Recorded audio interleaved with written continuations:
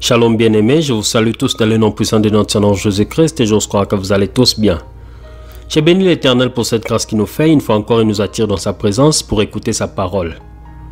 Et comme la Bible nous dit que là où il y a 2 ou 3 qui sont réunis en son nom, il est au milieu d'eux.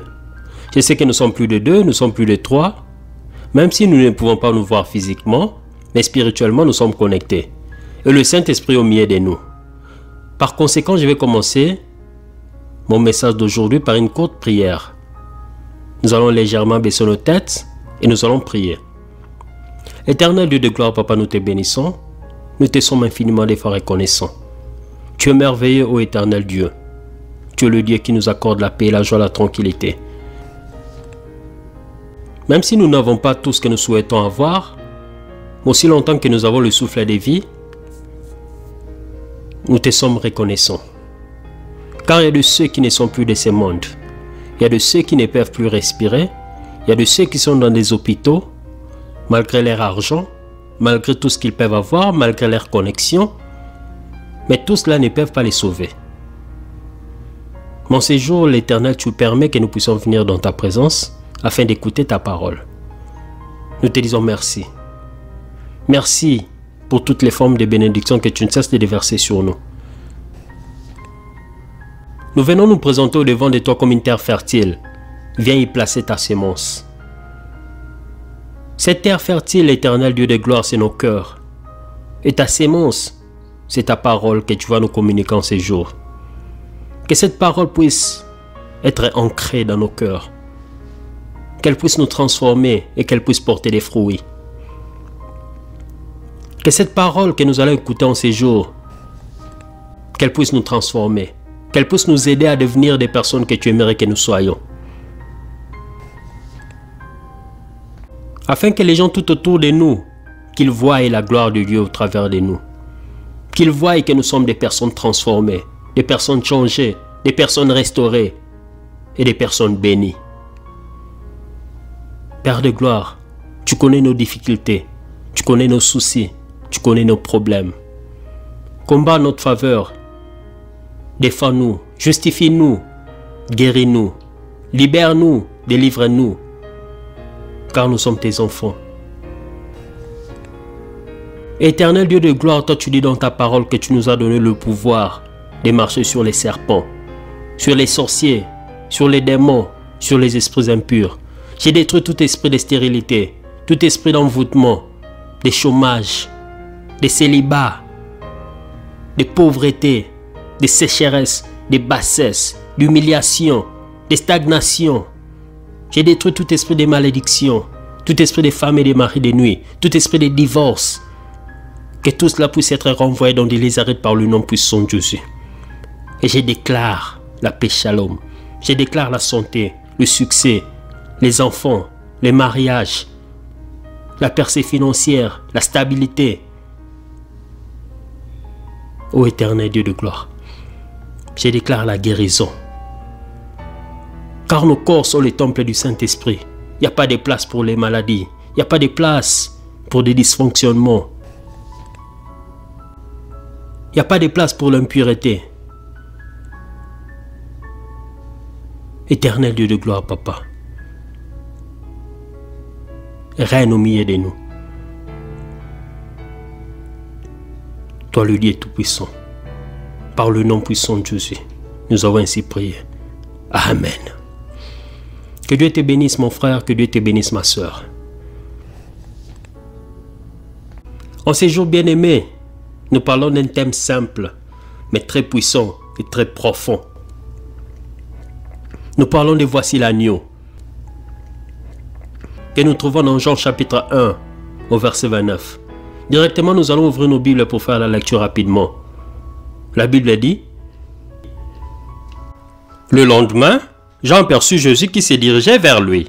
Alors il s'écria: Voici l'agneau de Dieu, celui qui enlève le péché du monde. Alléluia. Bien-aimés, aujourd'hui nous parlons de voici l'agneau, un thème très important. Car par rapport à la génération dans laquelle nous sommes, nous vivons les temps de la fin. Et par rapport à cette génération perverse dans laquelle nous sommes, le mal est devenu le bien et le bien est devenu le mal. Nous vivons l'apostasie, que ce soit par rapport aux prédicateurs, aux églises ou à la religion. Aujourd'hui, on ne présente plus l'agneau. Je commencerai par les prédicateurs. Nous sommes là, nous nous précipitons pour des titres. Je suis archibishop. Je suis prophète par excellence. Je suis le pasteur rempli d'onction. Tu t'es dit que c'est toi la bouche autorisée. C'est seulement toi qui peux prier pour les autres.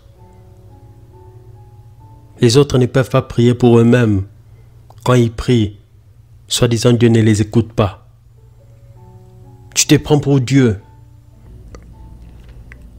Et quand tu passes, les gens doivent se prosterner. Les gens doivent te donner des honneurs, des louanges. Alors que c'est pas ça. C'est pourquoi dans nos églises, il y a trop de scandales aujourd'hui. Il y a dit n'importe quoi. Parce que l'homme a pris la place de Dieu. L'homme a pris la place de l'agneau. Jean était grand. Il avait un ministère. Il baptisait et il prêchait le changement des vies et la repentance. Il avait aussi des disciples. Mais au devant de l'agneau, il s'était fait petit. Il avait dit, voici l'agneau. Ce n'est pas moi. Moi, je ne peux pas enlever vos péchés. Mais c'est l'agneau. C'est l'agneau qui donne la vie. C'est l'agneau qui sauve. C'est l'agneau qui délivre.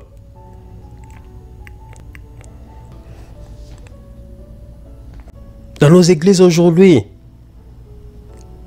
les apôtres, les pasteurs, les archibishops, les bishops, les prophètes,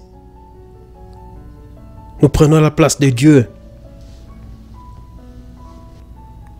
Tu t'es dit que c'est toi qui fais des miracles.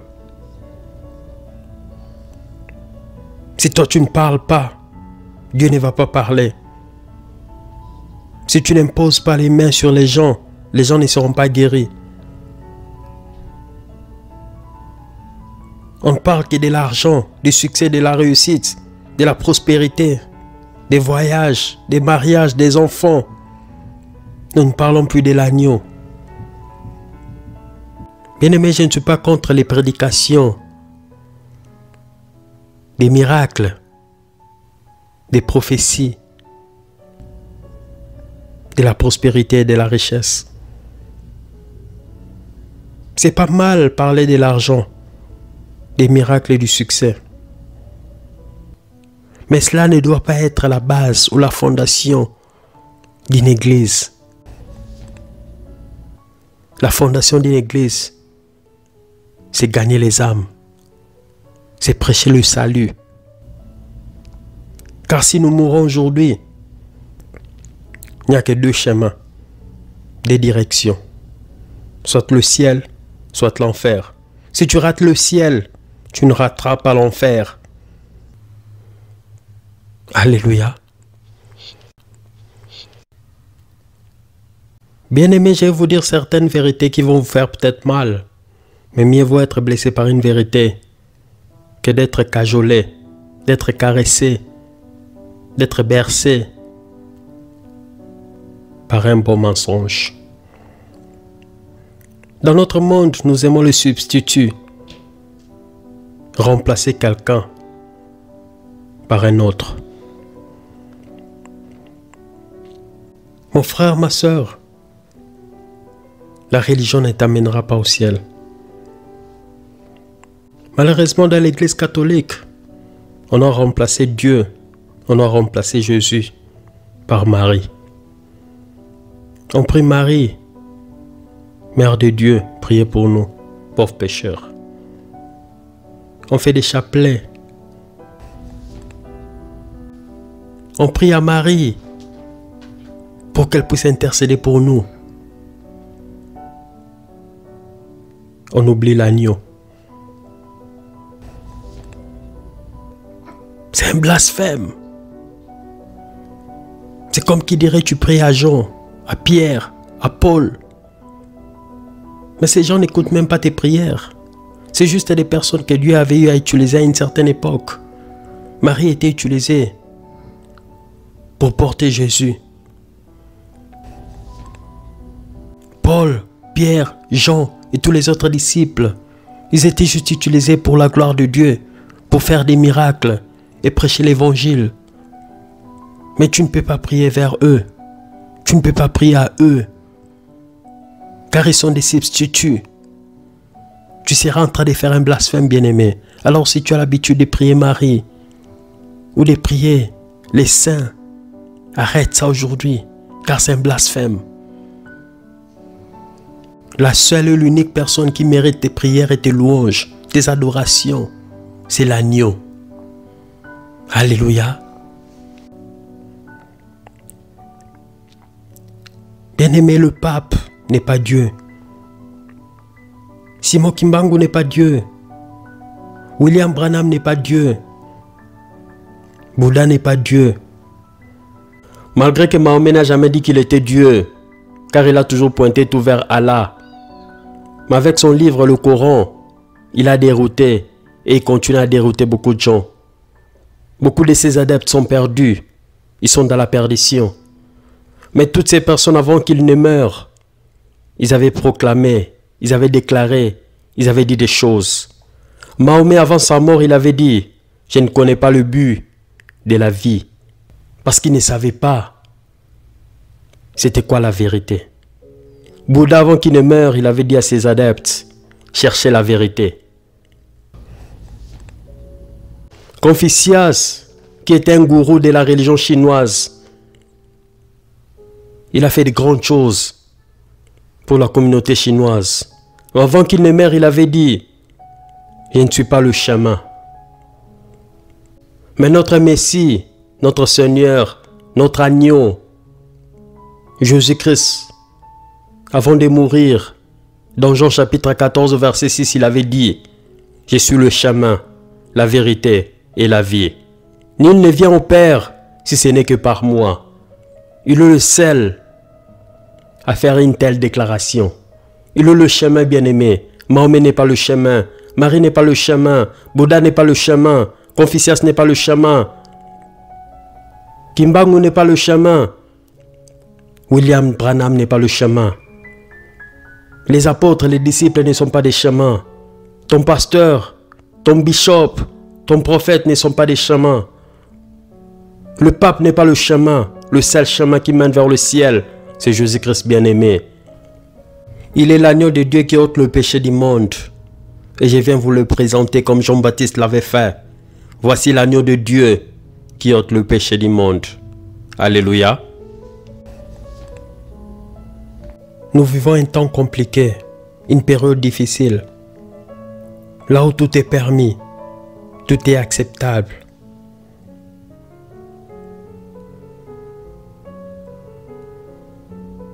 Mais mon frère, ma soeur, est-ce que vous vous êtes déjà posé la question? Est-ce que vous avez déjà eu à faire des recherches pour comprendre cette personne des gens? Qui était-il réellement? Qui étaient Jean? Et pourquoi ces gens qui devaient nous présenter, voici l'agneau de Dieu qui ôte le péché du monde?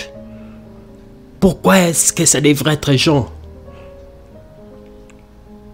Mon frère, ma soeur, pour découvrir la véritable identité des gens, nous allons repartir dans l'Ancien Testament. Et le prophète Malachi, qui avait écrit son livre plus de 400 ans avant, il avait parlé de quelque chose qui va nous aider à découvrir la véritable identité des gens. Nous sommes dans Malachi chapitre 4, au verset 5, la Bible dit, Voici, je vous enverrai Élie, le prophète, avant que le jour de l'Éternel arrive, ces jours grands et redoutables. Amen.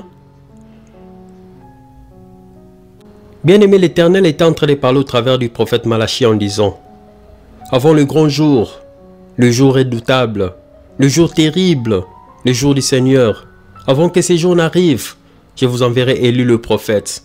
Il viendra pour paver la voie. Il viendra pour préparer le chemin.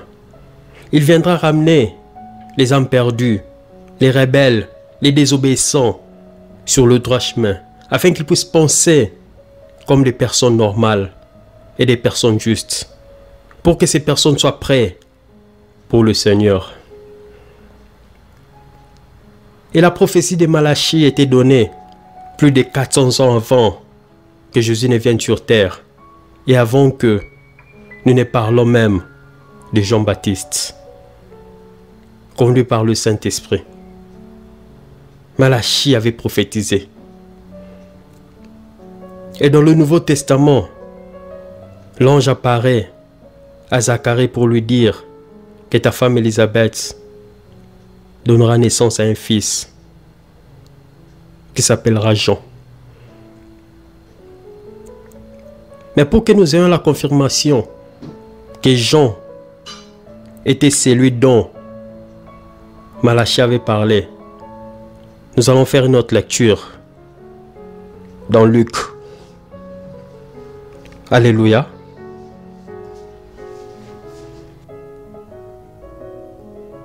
Bien-aimés, nous connaissons tous l'histoire de l'annonce de la naissance de Jean-Baptiste. Alors nous n'allons pas tout lire.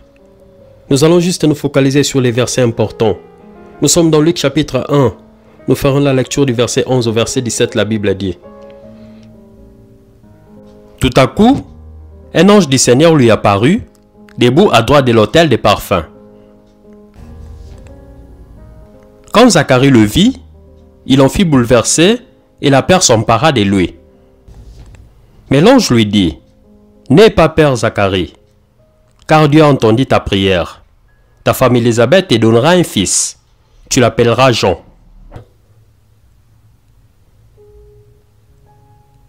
Il sera pour toi le sujet d'une grande joie, et beaucoup de gens se réjouiront de sa naissance. Le verset 15. Il sera grand aux yeux du Seigneur. Il ne boira ni vin, ni boisson alcoolisée. Il sera rempli de l'Esprit Saint de le sein maternel. Il ramènera beaucoup d'Israélites au Seigneur, leur Dieu. Le verset 17. Bien-aimés, suivez attentivement car c'est très important. Il accomplira sa mission sous le regard de Dieu, avec l'esprit et la puissance d'Élie, pour réconcilier les pères avec leurs enfants, pour amener ceux qui sont désobéissants à penser comme des hommes justes, et former ainsi un peuple prêt pour le Seigneur. Amen.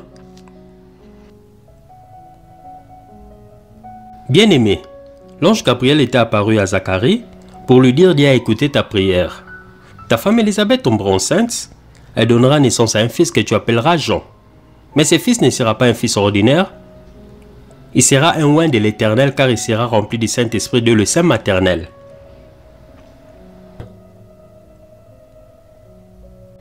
Il aura l'esprit et la puissance d'Élie, et il aura pour mission de réconcilier les pères avec leurs enfants, afin de ramener ceux qui sont désobéissants à penser comme des personnes normales et justes. Ainsi ces personnes seront prêtes pour le Seigneur. Alléluia. C'est cela la mission que Jean avait. Amen.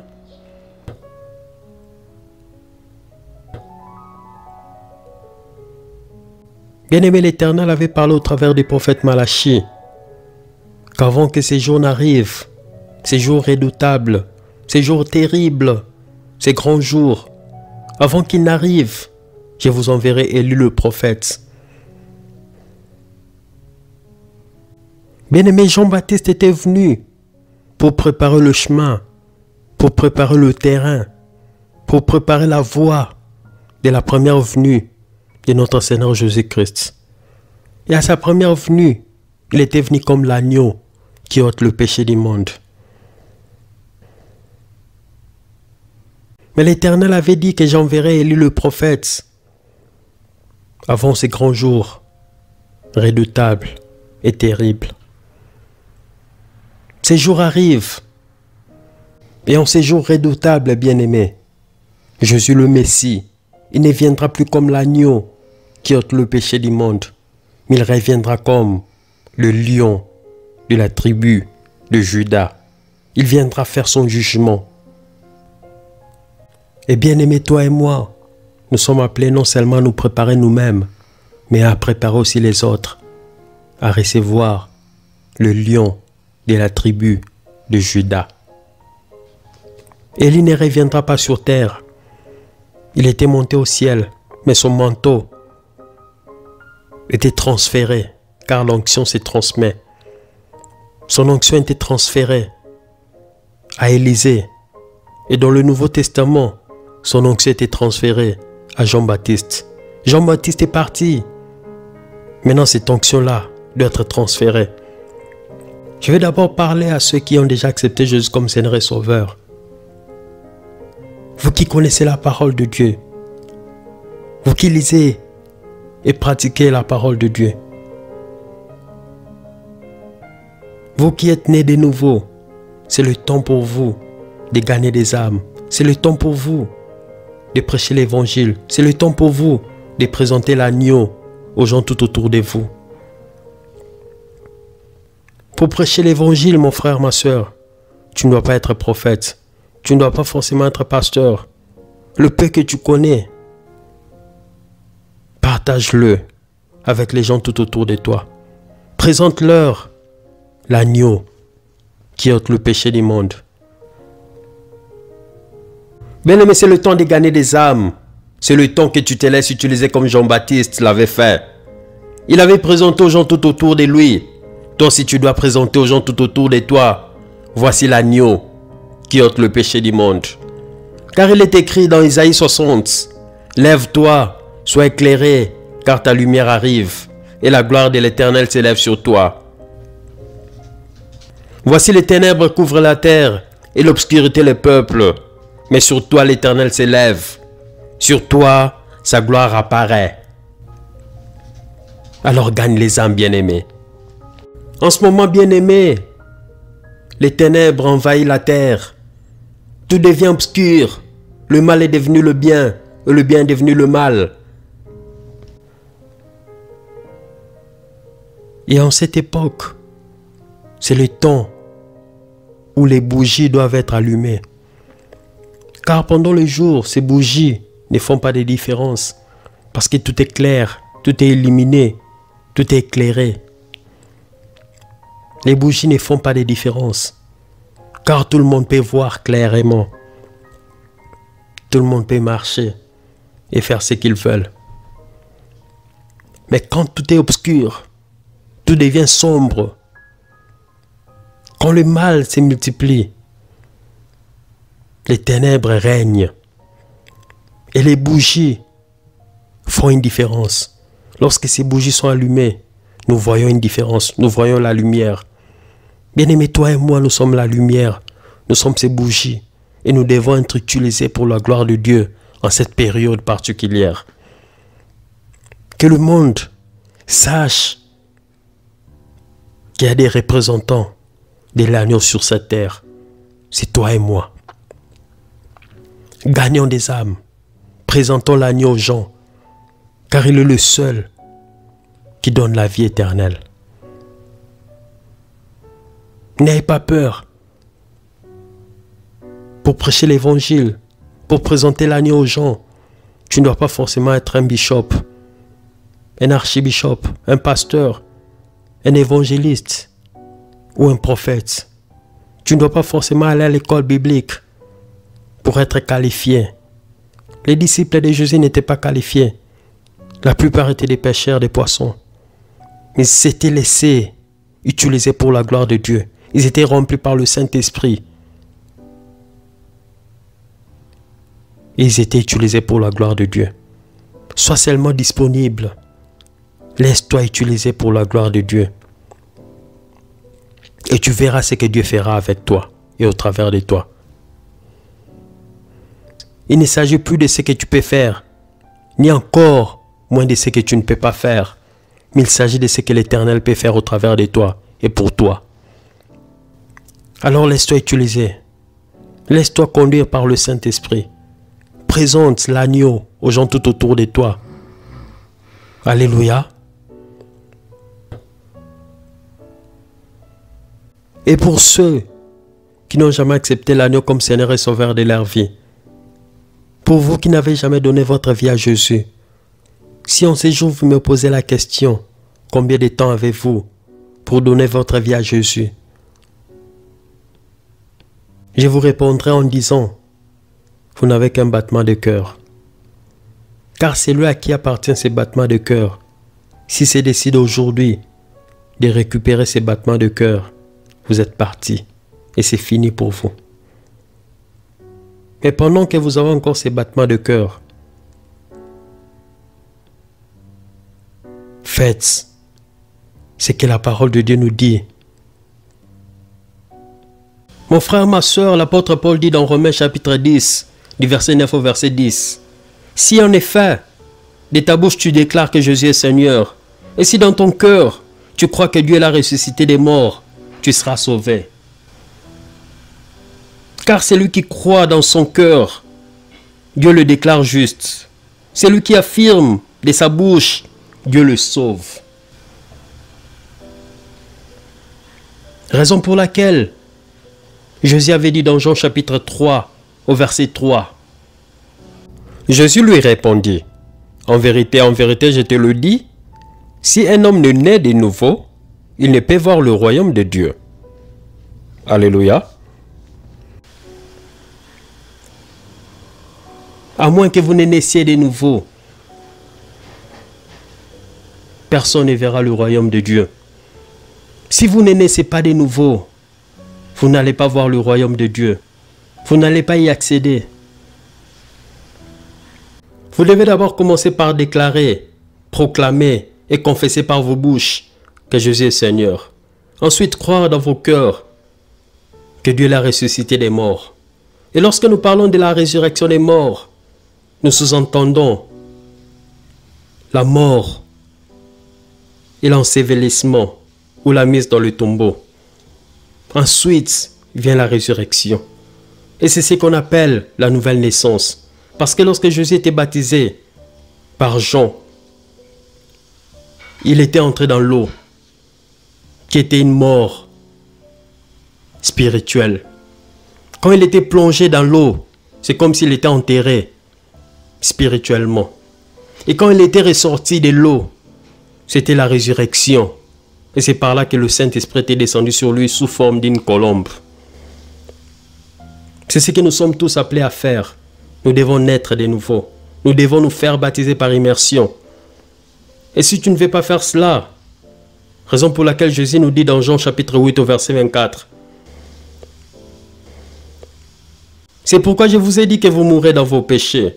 Car si vous ne croyez ce que je suis, vous mourrez dans vos péchés. Si tu refuses de te faire baptiser, si tu refuses de faire ce qu'il te demande de faire, tu mourras dans tes péchés et tu iras en enfer. Il est la seule voie, il est le seul chemin, la vérité et la vie. Il n'y a pas deux chemins, il n'y a pas trois. Il est le seul et l'unique chemin. Alors prends la décision de faire de lui le Seigneur et Sauveur de ta vie.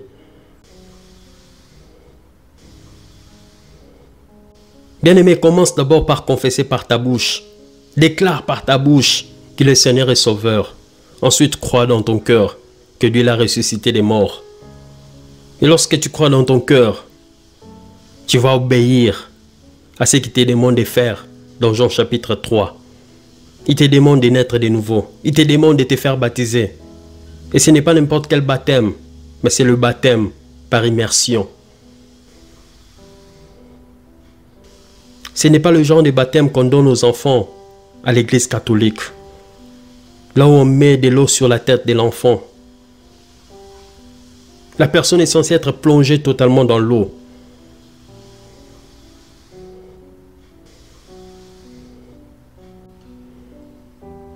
Parce que lorsque tu es plongé totalement dans l'eau, Cela symbolise la mort de la vieille personne que tu étais. La mort de la chair en toi. La mort et la fin de la vieille vie que tu menais. Tu es symboliquement enterré dans l'eau. Spirituellement, tu es enterré. Ta nature pécheresse est enterrée. Ta nature humaine est enterrée. Et lorsque tu ressors de l'eau, tu deviens une nouvelle créature. Jésus vient habiter en toi sous forme du Saint-Esprit. Et après être totalement revêtu du Saint-Esprit, et c'est à partir de ce moment-là que tu commenceras à vivre pour Jésus. Tu n'auras plus peur, tu n'auras plus honte de prêcher l'évangile. Car la vieille personne est morte en toi. Tu es devenu une nouvelle créature. Une personne différente. Une personne qui proclame les oracles de l'Éternel partout là où il va, où elle va. Tu commenceras à crier tout haut, comme Jean-Baptiste. Voici l'agneau de Dieu qui ôte le péché du monde. Tu commenceras à gagner les âmes, à ramener les gens sur le droit chemin, à ramener les gens qui étaient désobéissants, qui étaient rebelles au devant de l'Éternel, qui ne respectaient pas ses voies. Tu les ramèneras sur le droit chemin pour qu'ils soient prêts pour notre Seigneur Jésus. Alléluia.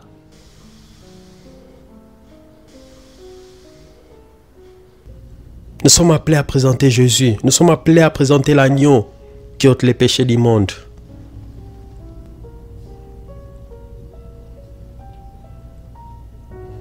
Le seul moyen pour être sauvé, bien-aimé, c'est d'accepter l'agneau comme Seigneur et Sauveur de sa vie.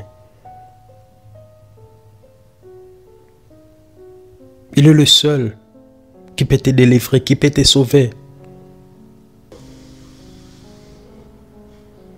Car la Bible dit, large et spacieux, le chemin qui mène vers la perdition, mais étroit est le chemin qui mène vers la vie, qui mène vers le ciel, qui mène vers le paradis.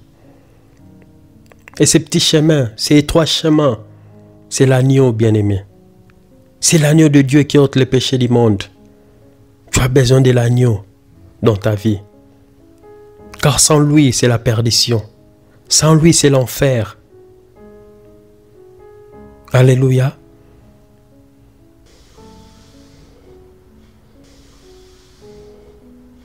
Alors mon frère, ma soeur, en ces jours, je viens te présenter l'agneau de Dieu qui ôte le péché du monde. Et si tu l'acceptes aujourd'hui, il te sauvera.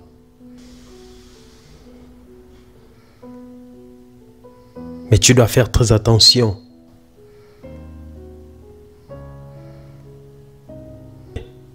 Car bien-aimé revient bientôt. Et il ne revient plus en tant que l'agneau. Il revient en tant que le lion de la tribu de Juda pour faire son jugement. Bien-aimé, quand Jésus revient comme le lion de la tribu de Juda, il sera soit ton juge, soit ton sauveur. Alors voici une opportunité qui t'est présentée en ces jours. Mais bien-aimé, fais un bon choix et tu seras sauvé. Que Dieu te bénisse. Amen.